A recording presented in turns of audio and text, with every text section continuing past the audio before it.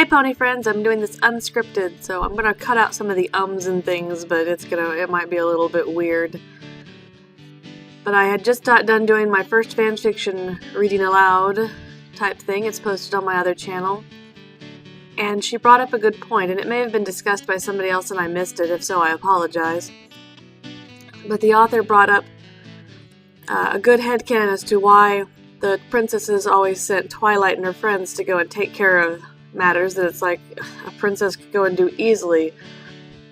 Of course, this doesn't answer the question why they wouldn't send royal guards or something to do this, more trained military types, rather than a magic student and some of her friends from the small town she now stays in.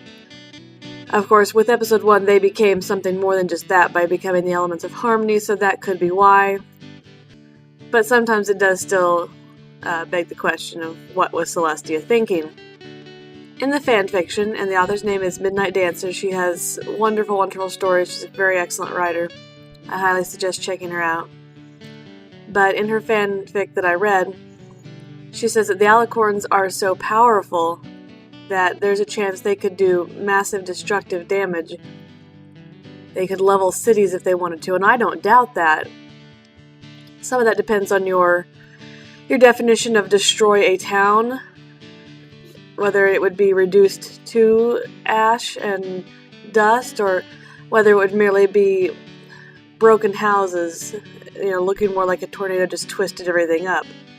So there's a little bit of leeway there on on what you could call destroying a town. It does kind of make sense that if the princesses are so powerful, that's why they wouldn't go out and do a lot of these things, because they might overdo it. But we've seen Celestia do, simple levitation magic of pens and books and things, so why wouldn't she be able to control herself with another type of spell? Because if she wanted to levitate houses and stuff, I'm sure she could, so that shows she already has control. The author's example for this, though, is that if someone perhaps was able to kill someone close to Celestia, or Luna, that an Alicorn in a fit of rage might lose control. And that is a valid concern, of course.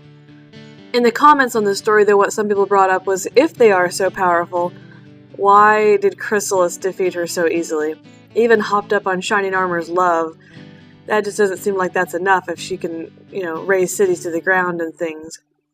Some of that this then comes back into, it's all a matter of context, it's all a matter of what the writers chose to do, what they wanted to show, and at the same time, the power of love is supposed to be one of the most ultimate forces. Love is a part of friendship.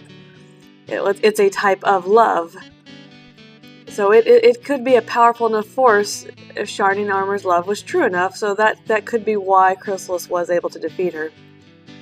I mostly wanted to just commend her on her awesome headcanon and see what some other people's thoughts might be about that.